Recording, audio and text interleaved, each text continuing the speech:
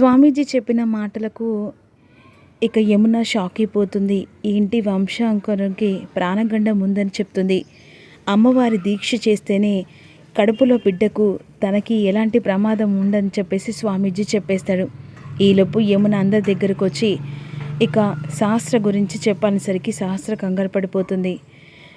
పుట్టబోయే బిడ్డకు ప్రమాదం ఉంది, తనకి గండాలు ఉన్నాయి, అంతేకాకుండా కడుపులో బిడ్డను మోస్తున్న తల్లికి కూడా గండాలు ఉన్నాయి. అమ్మ శాస్త్ర, నువ్వు అమ్మవారి దగ్గర అమ్మవారికి అభిషేకం చేయించి 5 ముత్తైదులకు ఇక వాయినం ఇచ్చి సాయంత్రం దాకా అక్కడే ఉండి దీపం పెట్టి నువ్వు మళ్ళీ ఎదుట ఇటు రావాలమ్మా అని చెప్పేసి యమున చెబుతుంది. యమున చెప్పిన మాటలకు ఇక శాస్త్ర ఒక్కసారిగా షాక్ అయిపోతుంది.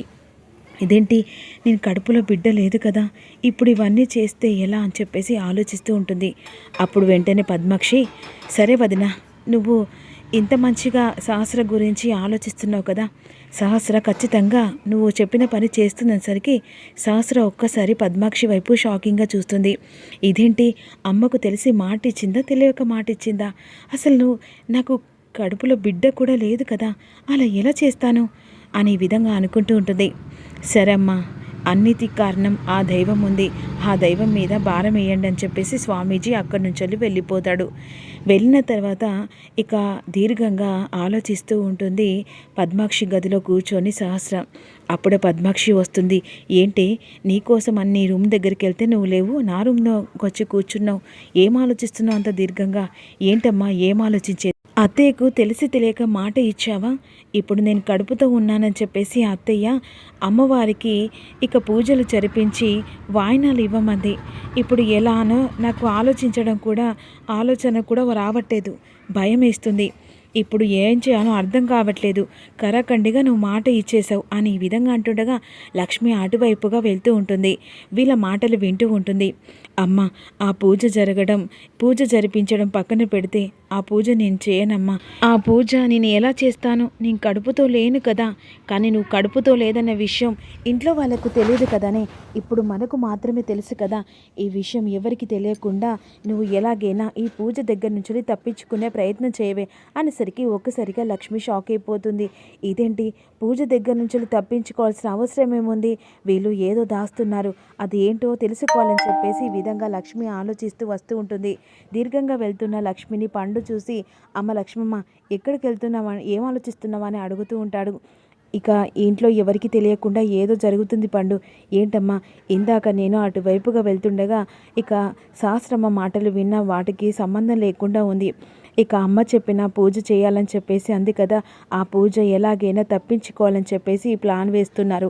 అసలు నాకు సహస్రమ్మ మీద చాలా అనుమానంగా ఉంది, ఆ రోజు కూడా టాబ్లెట్స్ తను బయట పడేసింది, దీని వెనకాల ఏదో జరుగుతుంది, అసలు నిజంగానే సహస్రకు కడుపు ఉందా లేదా, ఇది ఎలాగైనా తెలుసుకోవాలి అనేసరికి అమ్మ లక్ష్మమ్మ ఇదంతా పక్కన పెట్టు, ఇప్పుడు సహస్రమ్మ కడుపుతో ఉందో లేదు కానీ ఇంటి వంశాంకురం నిలవాలనంటే ఆ పూజ నువ్వు చేయాలమ్మా, ఎందుకంటే ఈ ఇంటికి వంశాన్ని ఇచ్చేది నువ్వే కదమ్మా, ఇప్పుడు నువ్వు మాత్రమే ఎవరికి తెలియకుండా ఆ పూజ జరిపించాలనేసరికి ఒక్కసారిగా పండు చెప్పిన మాటకు లక్ష్మి షాక్ అయిపోతుంది.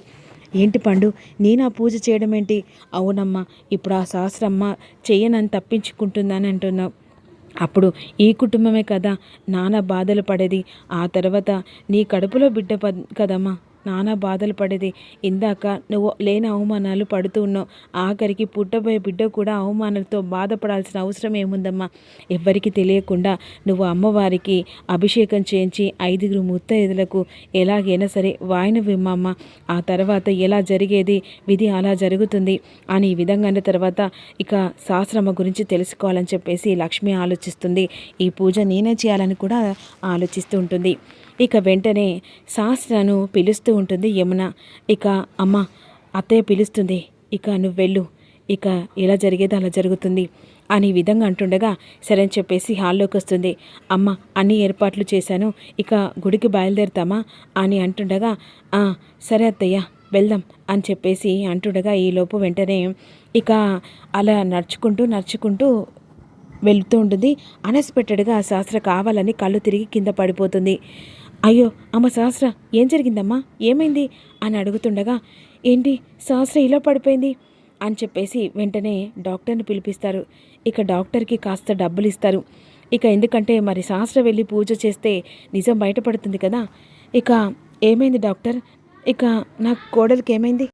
తను చాలా వీక్గా ఉంది, పల్స్ చాలా పడిపోతున్నాయి, బీపీ కూడా చాలా డౌన్ అయిపోయింది. ఏంటి కరెక్ట్ తినట్లేదా? తింటుంది డాక్టర్, తను ఇప్పుడు బయటికి వెళ్ళే అంత సిచ్యువేషన్ లేదు, చాలా క్రిటికల్గా ఉంది. తనని ఈ 2 రోజులు మీరు చాలా జాగ్రత్తగా చూసుకోవాలి, టైంకి ఫుడ్ పెట్టాలి అనే విధంగా డాక్టర్కి కాస్త డబ్బులు ఇచ్చి పద్మాక్షి ఈ నాటకం ఆడిస్తుంది. అయ్యో భగవంత, ఇప్పుడు శాస్త్రతోని పూజ జరిపించాలి, ఇప్పుడు ఎలా అవదినా అని చెప్పేసి యమున అంటుంది. ఎలా అవుతుంది, పూజ జరిపించమని చెప్పారు కదా, తర్వాత చేద్దాంలే, ఇప్పుడు నా కూతురు హెల్త్ కండిషన్ కదా అనే విధంగా పద్మాక్షి తప్పించుకుంటుంది. అప్పుడే లక్ష్మికి అర్థమవుతుంది. వెంటనే అసలు దీని వెనకాల ఏదుంది, నిజంగానే శాస్త్రమ్మ కడుపుతో ఉందా లేదా అనేదే తెలుసుకోవాలనుకుంటుంది. ఇక అదే సమయానికి శాస్త్ర ఇక వెంటనే తన రూమ్లో నుంచి పద్మాక్షి రూమ్లో ఉంటుంది కదా, అందరు ఇలా మాట్లాడుకుంటుండగా లక్ష్మి శాస్త్ర గదిలోకి వెళ్ళిపోతుంది. శాస్త్ర గదిలోకి వెళ్ళి కబోర్డ్లో రిపోర్ట్లన్నీ చూస్తూ ఉంటుంది. ఆ రిపోర్టు చూసి లక్ష్మి ఒక్కసారి షాక్ అయిపోతుంది. అందులో తనకి గర్భసంచి లేదు, పిల్లలు పుట్టరని చెప్పేసి ఆ రిపోర్ట్ చూస్తుంది. ఆ రిపోర్ట్ చూసిన షాక్లో ఉండిపోయి నిజాన్ని బయట పెట్టలేక ఇక కుటుంబం పరువు కాపాడడానికి, కుటుంబం అంశం కాపాడడానికి నిర్ణయించుకుంటుంది. ఎవరికి తెలియకుండా పండును తీసుకొని గుడి దగ్గరికి వెళ్తుంది. అప్పుడు వెంటనే గుడి దగ్గరికి వెళ్ళిన తర్వాత అక్కడ కొంతమంది స్వామీజీలు ఉంటారు. ఆ సమయంలో ఆ అమ్మవారికి అభిషేకం చేస్తుంది. 5 ముత్తైదుల కోసం లక్ష్మి చూస్తూ ఉంటుంది. గుళ్ళో 5 ముత్తైదులు అమ్మవారి రూపంలో వస్తారు. వాళ్ళందరికీ పూలు పండ్లు సారె అన్నీ పెడుతుంది. ఇక చీకటి పడుతూ ఉంటుంది. లక్ష్మి కోసమని యమున అటు ఇటు చూస్తూ ఉంటుంది. విహారీ అప్పటి నుంచి లక్ష్మి కనబట్లేదు అని అంటుండగా, ఏమో అమ్మ, నేను కూడా లక్ష్మి కోసమే చూస్తున్నా అని చెప్పేసి అనుకుంటుంది. ఇక మరోవైపు పండును తీసుకొని లక్ష్మి గుడి దగ్గరికి వస్తుంది కదా. ఇక ఇక్కడ ఈ ఇంటి వంశాంకును నిలబెట్టాలని యమున కంగారు పడిపోతూ ఇటు చూస్తే శాస్త్ర ఇక లేవలేని పరిస్థితి, ఏం చేయాలి దేవుడా అని బాధపడుతూ ఉంటుంది.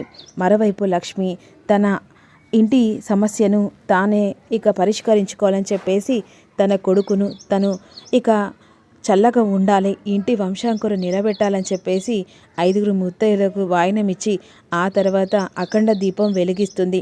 వెలిగించిన టైంలోనూ అక్కడ అదే సమయానికి ఇక వీర్రాజు గుడి దగ్గరకు వస్తాడు. ఇదేంటి లక్ష్మి ఈ గుడిలోకి వచ్చి ఈ అఖండ దీపం ఆ అభిషేకం ఎందుకు చేస్తుంది అంటే కుటుంబ సభ్యులందరూ వచ్చారా అని చుట్టుపక్కల చూస్తూ ఉంటారు. ఎవరు కనిపించట్లేదే, ఇదేదో తెలియకుండానే చేస్తుంది అని చెప్పేసి అంబికకు ఫోన్ చేస్తాడు. ఏంటి చెల్లమ్మ, ఇక ఎప్పటి నుంచి వచ్చావన్నయ్య జైలు నుంచి? ఎప్పుడో వచ్చానులే, ఇదంతా పక్కన పెట్టుకొని ఇక్కడ కొత్త సీన్ జరుగుతుంది. ఏంటి ఈ లక్ష్మి ఇక అమ్మవారికి అభిషేకం చేయించి అంతేకాకుండా ముత్తైదులకు వాయనమిచ్చి అఖండ దీపం వెలిగిస్తుంది. అందరూ వచ్చారా చెల్లమ్మ? లేదన్నయ్య, నీకెక్కడ చూసావు? ఇక్కడ శివాలయం పక్కన ఉంది. సరే అన్నయ్య, నేను బయలుదేరుతున్నా, 1 నిమిషం అని చెప్పేసి వెంటనే అంబిక బయలుదేరుకుంటూ ఈ లక్ష్మి గుళ్ళో పూజ చేయడం ఏంటి, ఆ స్వామీజీ శాస్త్రకు చెప్పాడు కదా, శాస్త్ర చేయాలి కదా, ఈ లక్ష్మి చేయడం ఏంటి, సంథింగ్ ఈజ్ రాంగ్, ఇప్పుడు తన కడుపులో బిడ్డ అంటే అని చెప్పేసి ఆలోచిస్తూ ఉంటుంది. అంటే కడుపులో బిడ్డ ఇంటికి వారసుడా, ఇదెందుకు పూజ చేయాలి? ఇక ఈ రోజుతో దాని ఆటకు నేను చెక్కు పెడతాను, నిజాన్ని బయట పెడతాను.